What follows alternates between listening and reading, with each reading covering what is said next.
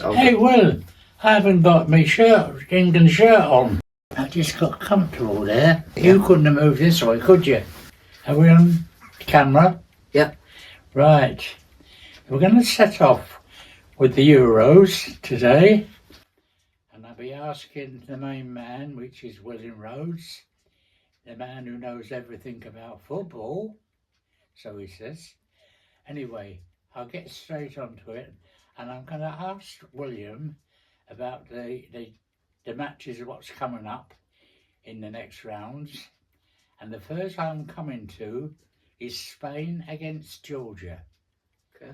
Now, William, what you think it's going to be easy, that game, for one of these teams, is that right?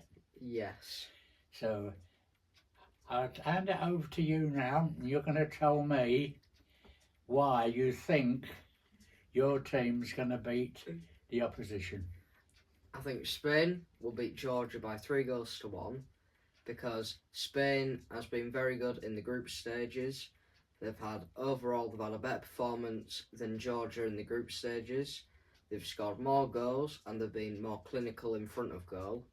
The defence has been strong when the other team is attacking. Georgia, on the other hand, have been good, but not as clinical in front of goal. Their defence is lacking in some parts, but overall they're a decent side which could beat Spain.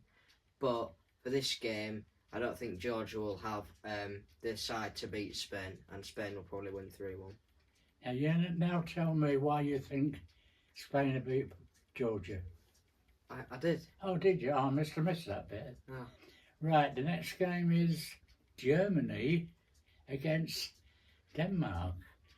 You give one of these teams an easy ride through. Can you tell me why?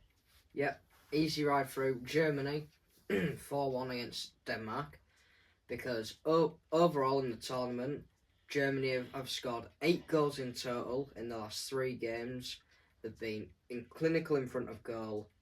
They've had better shot accuracy than any team in the tournament, and their defence going through to the midfield is very strong and isn't lacking. Denmark, on the other hand, are a good side, but coming up against Germany, I just don't think they'll have a chance. But I think Denmark will get a goal, and I think Germany will win 4-1. And the main thing I thought you would have mentioned about that is the home advantage, but you never mention it. I wonder why. Because every team's got a chance. But you don't believe in this home advantage? Nope. No, right. Okay then. I won't argue with you. I'm going on to the next 2 teams now. Portugal against Slovenia, is it? Slovenia, yeah. Yes, Slovenia. Now, you make this a good thing. Again, tell me why. Portugal to win 2-0. Overall, Portugal have been very good in the tournament compared to Slovenia, who haven't. Slovenia have only got 2 draws and a loss in their group. They have done well of Slovenia, but they haven't done well to get the win. They were winning in the first game of the tournament against Denmark, and then Denmark scored, and I think that's what will let them down if they do end up scoring first, is to keep on to the lead. On the other hand, Portugal are doing very well at the moment. They did get beat to Georgia 2-0, but I think for this game, Portugal are going to skate through. I think they'll win 2-0. You've never mentioned one of the best players in the world there. Ronaldo. Ronaldo, I mean... Not this tournament. He hasn't been very good. He hasn't scored in the whole tournament. I think he's been marvellous. He hasn't scored 1 goal. But how many has he made? 2. Well, 2's 2. Right. Okay, well, we won't argue on that point. The next game I'm going to ask you is Belgium against France. Now, Belgium was one of the favourites to win the Euro when the Euro started. Do you think they played good enough to win them? Nope. You don't. Tell me why. Because in front of goal they've lacked, and they haven't done well going forward. And obviously goals win you games, and they haven't done that in the tournament. Obviously, they should have scored 3 goals from Lukaku, but obviously they got disallowed. But in front of goal, my opinion, they haven't been done well enough. They're very slow with the build up. But France, on the other hand, are very quick and sharp on the ball, and they know how to score goals. And they've obviously got Mbappe up top. They've got Dembele. They've got everyone up top. They were good for France, and I think against Belgium, I think it'll be a one-sided game, and I think France will win 2-0. Right. We got that one over. So now we'll go on to the next game, which is Belgium. No, No. Romania. Just a minute, who's doing this, you or me? You. It's Romania against Netherlands. Right. I think this will be another one-sided game. Netherlands have been one of the best teams in the tournament. Netherlands obviously got beat to Austria the other night, which was a bit unfortunate. But in front of goal, they've been very good at scoring. They've got a good defence line at the back. And Romania, I've done pretty well in their group, and they just got out of the group by 4 points. But for that game, I don't think they'll score, but I think Netherlands will win 3-0. Okay. So we've got that down as, what score did you say? 3-0 Netherlands. 3-0. Oh, that looks like it's going to be one-sided. And the next game we come to is Austria against Turkey.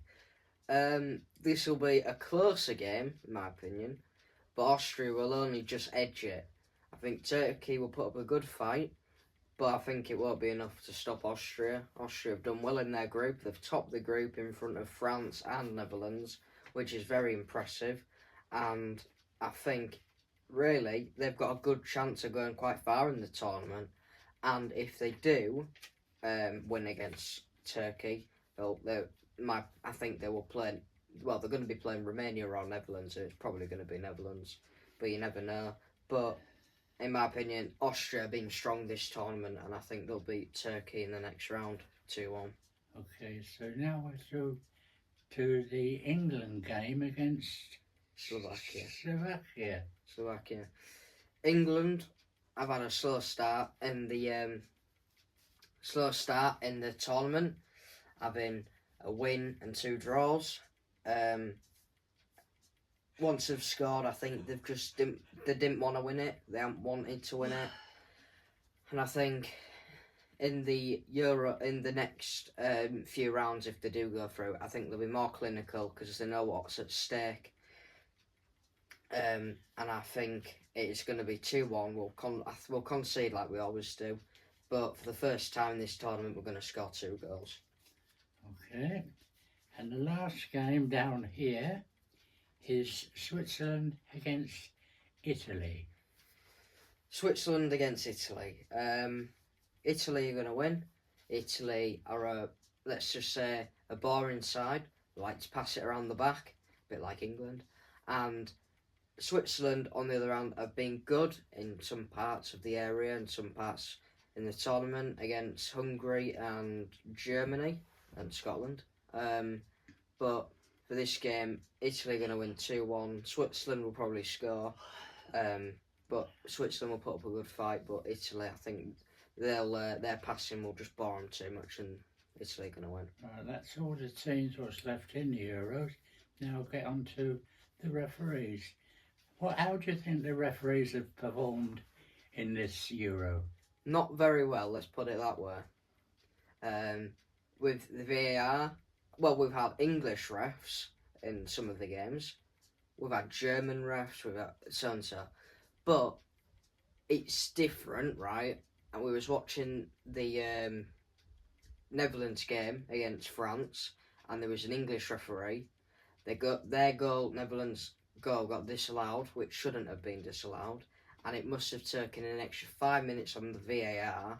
Now, with the foreigner referees, with the VAR didn't take as long as the English referees, and I think overall, English referees shouldn't be really in the tournament because, in my opinion, foreign referees are better at doing the decision more than the English refs. See, I disagree with you there because I see both them games where there was English referees, and one of them was very good. Oliver, they called him. Michael Oliver. Michael Oliver. And the other one was, as usual, you see him in these Premier games in the football season, and I don't think I've ever seen him have a good game yet. I don't know what they call him, I can't remember. Anthony Taylor. What they call him? Anthony Taylor. Taylor, that's it, that's the man. I book him in every match he referees. Right. He gets a red card off of me every time. Right. Now, that's them completed. Yeah.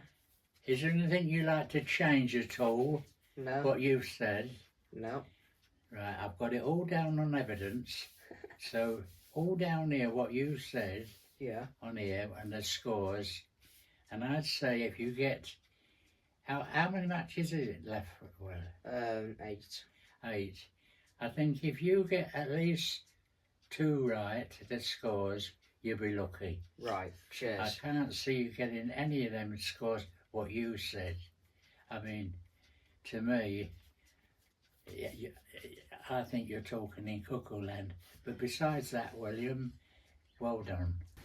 Thank you very much. Right. Thanks for watching. Like and subscribe. And I'll see you on the next podcast with Grandpa. Have you turned it off? No, not yet. Well, turn it off before you get embarrassed. Do you want to say anything before we Not click really. I mean, you said it all for me. on? Thanks for watching. Goodbye.